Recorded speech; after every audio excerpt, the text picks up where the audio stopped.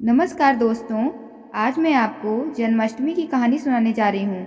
Video पसंद आए तो मेरे यूट्यूब चैनल को लाइक शेयर सब्सक्राइब जरूर करिएगा और अगर आप मुझे फेसबुक पेज पर देख रहे हैं तो फॉलो करना बिल्कुल मत भूलिएगा। तो चलिए कहानी को स्टार्ट करते हैं। द्वापर युग में जब पृथ्वी पाप और अत्याचारों के भार से दबने लगी तो पृथ्वी गाय का रूप बनाकर सृष्टिकर्ता विधाता ब्रह्मा जी के पास गई। सभी देवता ब्रह्मा जी के पास गए और ब्रह्मा जी को दुखांत कथा सुनाई।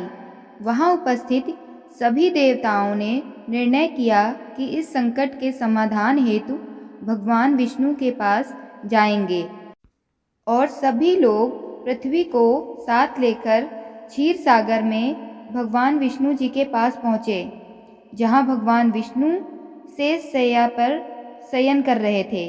वहाँ जाकर सभी देवतागण भगवान विष्णु की स्तुति करने लगे।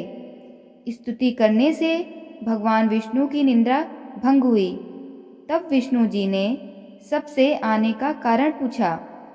तब दीन वाणी से पृथ्वी बोली, महाराज, संपूर्ण भूमंडल पाप और अत्याचारों से घिर गया है और पृथ्वी इन अत्याचारों और पाप के भार में दबने लगी है।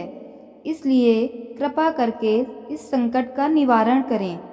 यह सुनकर भगवान बोले, मैं ब्रजमंडल में वासुदेव गोप की भार्या कंस की बहन देवकी के गर्भ से जन्म लूँगा। इसलिए तुम ब्रजभूमि में जाकर यादव कुल में अपना शरीर धारण करो।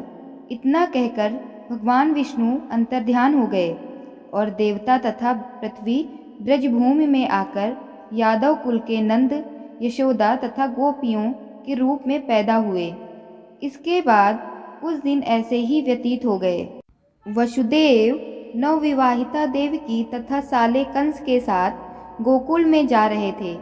तभी अचानक भविष्यवाणी हुई कि हे कंस, जिसको तू अपनी बहन समझकर अपने साथ लेकर जा रहा है, उसी के गर्भ से 8वां पुत्र होगा जो तेरी मृत्यु का कारण बनेगा। इतना सुनते ही कंस तलवार उठाकर देवकी को मारने के लिए दौड़ा। तब वासुदेव ने कहा, कंस, यह औरत बेकसूर है और बेकसूर स्त्री को मारना उचित नहीं है। इसलिए जब भी देवकी के गर्भ से पुत्र का जन्म होगा तो पैदा होते ही मैं आपको अपनी सब संतान दे दूंगा, तो आपको कौन मारेगा? कंस ने उसकी बात मान ली और वासुदेव तथा देवकी को ले जाकर जेल में बंद कर दिया। जब भी देवकी के पुत्र होता तो कंस उन्हें मार देता। देवकी के 7 पुत्र मारे जाने के बाद 8वें गर्भ की बात कंस को मालूम हुई। इस बात का पता चलते ही कंस ने देवकी और वसुदेव को विशेष कारागार में डलवाकर पहरा लगवा दिया। भाद्रपद माह की कृष्ण पक्ष की अष्टमी को भयावानी रात के समय जब शंख गदा से भगवान श्री कृष्ण का जन्म हुआ तो चारों ओर प्रकाश फैल गया। लीलाधारी भगवान की यह लीला देखकर वसुदेव और देवकी उनके सामने हाथ जोड़कर खड़े हो गए। भगवान श्री कृष्ण ने जब अपना बाल स्वरूप लिया तब देवकी और वासुदेव के हाथों की हथकड़ियाँ टूटकर खुल गईं। दरवाजे अपने आप खुल गए और पहरेदार सोते हुए नजर आए। तब वासुदेव कृष्ण जी को अपने साथ लेकर वहाँ से निकल गए।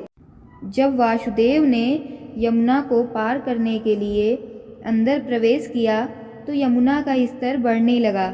भगवान के चरण कमल छूने को लालायित यमुना कृष्ण द्वारा पैर लटका देने पर भगवान के चरण कमलों को स्पर्श कर उतर गई।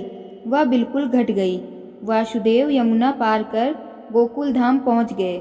वहाँ जाकर खुले दरवाजे और सोई हुई यशोदा को देखकर बालक कृष्ण को वहीं सुला दिया और सोई हुई कन्या को लेकर चले आए। जब वासुदेव वापस कारागार में पहुँचे तो अपने आप उनके बेड़ियाँ लग गईं और दरवाजे बंद हो गए। दरवाजे बंद होने के बाद वहां सोए हुए पहरेदार भी जग गए। हथकड़ियां लगने के बाद कन्या रोने लगी।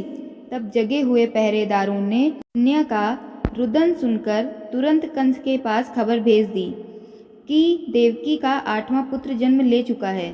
यह सुनकर कंस तुरंत दौड़ता हुआ आया। जब कंस ने कन्या को हाथ में लेकर पत्थर पर पटकना चाहा तो कन्या हाथ से छूटकर आकाश में उड़ गई और साक्षात देवी के रूप में प्रकट होकर बोली, हे कंस, तुम्हें मारने वाला तो गोकुल में पहले ही पैदा हो चुका है।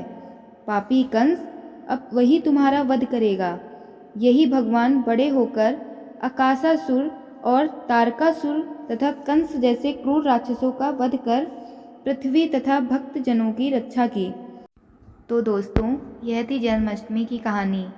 कहानी पसंद आई हो तो कमेंट करके ज़रूर बताइएगा। कहानी सुनने के लिए धन्यवाद।